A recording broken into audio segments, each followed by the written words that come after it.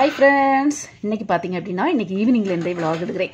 சாதாரணமாக நம்ம வந்து காலையில் விளாக் எடுப்போம் பிள்ளைங்களெல்லாம் ஸ்கூலுக்கு விட்டதுக்கப்புறமா. இன்றைக்கி வந்து ஒரு ஹாப்பி நியூஸ் என்னென்னா, பிள்ளைங்களுக்கு லீவு விட்டாச்சு, அது ஒரு ஹாப்பி தான். ஆனால் வந்து பார்த்தீங்க அப்படின்னா ஒரு 4 நாளையில் அடுத்த ஸ்கூலுக்கு போகணும், ஸ்கூல்லேருந்து ஸ்டார்ட் ஆயிரும். நான் என்ன நினச்சேன் அப்படின்னா 10th வந்து நிறைய கேப் கிடக்குது எக்ஸாம். ஒரு டெஸ்ட்டு முடிஞ்சு என்ன 4 நாளைக்கு பார்த்தீங்க அப்படின்னா இடைக்கிடைக்கு 4 நாள் 3 நாள் லீவ் இருக்குது. அப்போ நிறைய நேரம் வந்து நம்ம தூங்கலாம் அப்படின்னு நினச்சேன். ஆனால் இவங்களுக்கும் வந்து கிளாஸ் வந்து ஸ்டார்ட் ஆகுது. அதெல்லாம் பரவாயில்ல, ஏப்ரல் ஃபுல்லாக இருக்கும். அப்புறமா மே வந்து லீவ் தான். மே வந்து நம்ம கேரளாவுக்கு கொஞ்சம் ஒரு 10-15 நாள் எஸ்கேப் ஆயிடலாம் அப்படிங்கிற ஒரு பிளானில் இருக்கோம் நாங்கள். சரி, நம்ம வந்து இன்றைக்கி பிள்ளைங்களை ஸ்கூலுக்கு விட்டுட்டு அவளை வந்து காலையில் கொண்டு விட்டேன். ஃபெமிக்கு வந்து என்னென்னா எக்ஸாம் டைம்லையாவது அம்மா வந்து பைக்கில் கொண்டு விடணும்னு அவளுக்கு ஒரு ஆசை. சரி, அதை நம்ம நிறைவேற்றோம் அப்படின்னு பைக்கில் கொண்டு விடலான்னு இன்றைக்கி விட்டாச்சு. இனி என்ன ஒரு 4 எக்ஸாம் அதுலேயும் நம்ம விட்டுற வேண்டியதுதான். அப்புறமா இவங்களுக்கு இன்றைக்கி லாஸ்ட் டே வந்து எக்ஸாம் முடிஞ்சு இன்றைக்கி லாஸ்ட் டே. ஸோ அவங்க வந்து ரிட்டன் கொண்டு வரப்போ அம்மா வந்து பைக்கில் கொண்டு வரணும்னு ஆசைப்பட்டாங்க. சரி, ஓகேன்னுக்கிட்டு ஒரு கடையில் ஏறி நல்லா அவங்களுக்கு இஷ்டப்பட்ட ஸ்நாக்ஸ் எல்லாம் வாங்கி கொடுத்துட்டு வீடு வந்து சேர்ந்தாச்சு.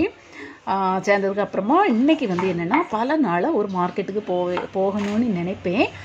ஒரு 2 வாரத்துக்கு முன்னாடி ரேஷன் கார்டுக்கு வேண்டி நான் ஒரு தடவை கலெக்டரேட்டு நான் போகப்போ அந்த மார்க்கெட்டை நான் பார்த்தேன்.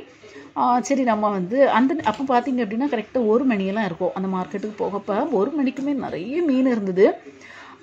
அந்த நேரம் நான் நிறைய பைசாவை நான் கொண்டு போகலை. என்னென்னா நம்ம வந்து ரேஷன் கார்டு வந்தாச்சுன்னு ஒரு மெசேஜ் வந்துருந்து, அதை மட்டும் பார்த்து வாங்கிட்டு வரணும் அப்படின்னு நினச்சி ஒரு 200 ரூபாய் மட்டும் பர்ஸில் எடுத்து வச்சுட்டு போனேன்.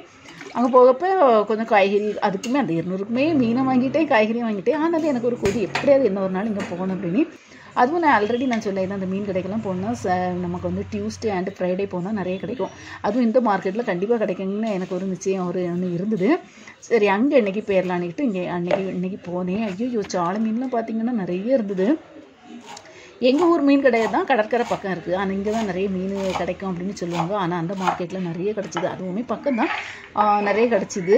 நான் வந்து 150 ரூபாய்க்கு சாலை. அப்புறமா இன்னொரு அக்கா வந்து வாங்க சொன்னாங்க, அவங்களுக்கும் சாலை, எல்லாமே சாலையாட்டு வாங்கிட்டு கொஞ்சம் கப்பை, கொஞ்சம் கீரை, அதுக்கப்புறமா என்ன வாங்கினேன், நம்ம வாட்டர் மிலான், இந்த மாதிரி எல்லாமே வாங்கிட்டு வந்திருந்தேன்.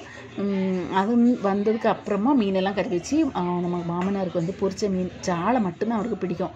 அதுவும் பொரிச்ச சாலை தான் நல்லா பிடிக்கும். அவருக்கும் கொஞ்சம் வறுத்து எடுத்து எல்லாம் செட்டப் ஆக்கிட்டு அதுக்கப்புறமா லஞ்சு டைமில் பிள்ளைங்களை 12:30க்கு கூட்டிகிட்டு எல்லாம் வந்துட்டு இது வந்து ஈவினிங் விளாகாட்டி எடுத்துகிட்ருக்கேன். டீ போட்டிருக்கேன். டீ வந்து நான் வந்து தேயிலை வந்து ஏலச்சி தேயிலைன்னுட்டு ஒரு தேயிலை இருந்துல, அதுதான். அதுக்கு வந்து ஏலக்காய்லாம் போடணும்னு வேண்டாம், அதனால தான் அது ஏலச்சின்னு வச்சுருக்காங்கன்னு நினைக்கிறேன். அந்த கம்பெனியோட ரஸ்க்கு தான் இது. செம்ம டேஸ்ட்டாக இருக்கும். இதுலேயும் வந்து அந்த ஏலக்காய் ஒரு ஃப்ளேவர்லாம் இருக்கும். நமக்கு ரஸ்க்கெல்லாம் பார்த்திங்க அப்படின்னா 220 ரூபா 1 கிலோ அந்த மாதிரி இருக்குது. இது வந்து இப்போ அது தயாரிக்கப்பட்டதுனால அது வந்து ஆஃபரில் போடுறாங்க, 110 ரூபா.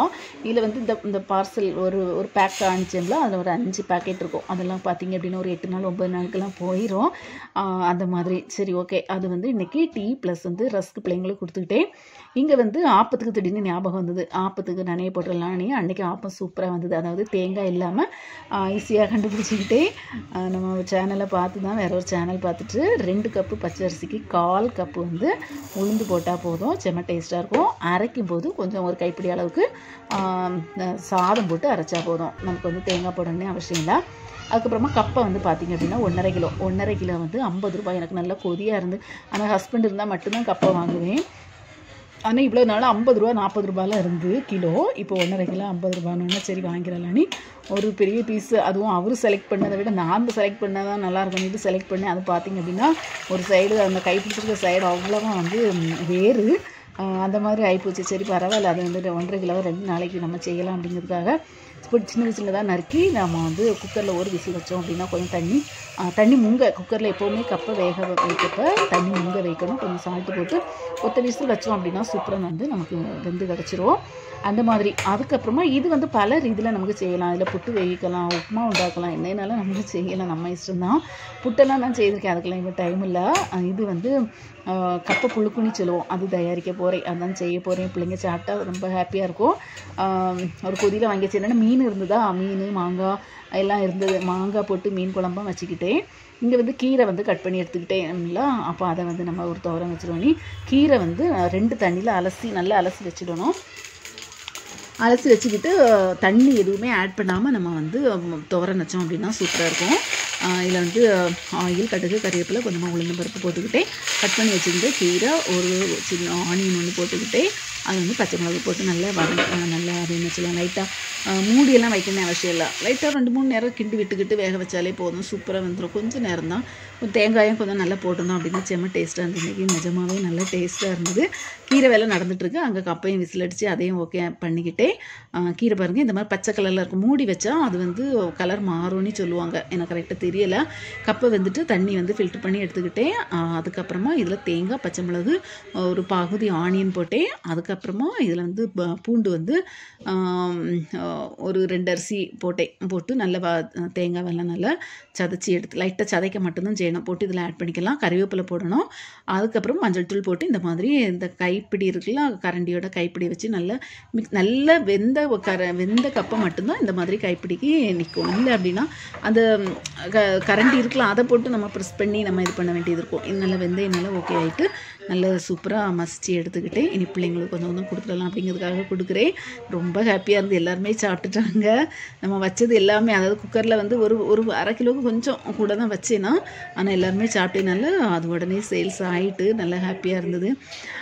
அதுக்கப்புறமா மாங்காவும் போட்டு வச்சுருந்தேன்னா எனக்குமே நல்லா பிடிச்சிருந்து. பிள்ளைங்க வந்து சாப்பிட்டுட்டு இருந்தாங்க. இங்கே வந்து உகன் வந்திருக்கான். இவங்க வந்து ஹஸ்பண்ட் வந்து இவங்களுக்கு பிடிக்கவே செய்யாது. ஹஸ்பண்டு கிட்ட இருத்தி சாப்பிடுங்கன்னு சொல்லி அந்த மாதிரி படித்தது. அதுக்கப்புறமா மிளகு வாங்கிட்டு வந்தேன், வத்தல். அதை வந்து காய போட்டு வச்சுருக்கேன். ஒரு நாளும் காய போட்டு திரிச்சிட்டோம் அப்படின்னா ஓகே ஆயிரும். என்னென்னா மிளகு பொடி வந்து தீரக்கூடிய கண்டிஷன் ஆகிட்டு கடையில் வாங்கி நம்ம பொடியாக வாங்கி யூஸ் பண்ணதை இப்போவே நம்ம திரிச்சு வச்சிடலான்னு 1.5 கிலோ வாங்கிக்கிட்டேன்.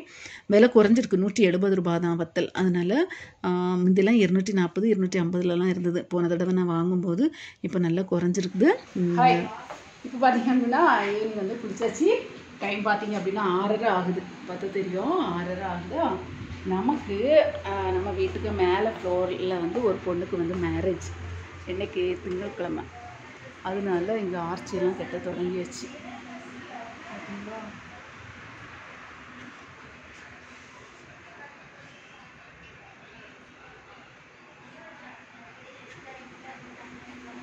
ஆர்ச்சியெல்லாம் கெட்ட தொடங்கியாச்சா. இது 2 நாள் நல்ல பாட்டு. இன்னைக்கு இல்லை, நாளைக்கு இல்லை, நாளை கழிச்சு திங்கள் தான் நமக்கு வந்து வெட்டிங். முந்தின நாளும் அவங்க ஃபங்க்ஷன்லாம் வைக்கிறாங்க. சோறு கொதிக்குது. அதனால முந்தின நாளாக எல்லாம் ஃபங்க்ஷனுக்கெல்லாம் கூப்பிட்டாச்சு, கல்யாணத்துக்கும் கூப்பிட்டாச்சு.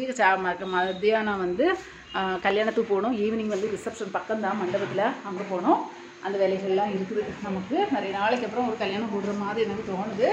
நம்ம வீடெல்லாம் ஓரளவு க்ளீன் பண்ணி எடுத்து வச்சுட்டேன். இனி வந்து அஸ்வின் காட்சிகள்லாம் லீவ் கொடுத்ததுனால அவங்களுக்கு வந்து ஏப்ரலில் இருந்து தொடங்குது. ஏப்ரல் 3ஆம் தேதின்னு நினைக்கிறேன் அவங்களுக்கு போகணும்.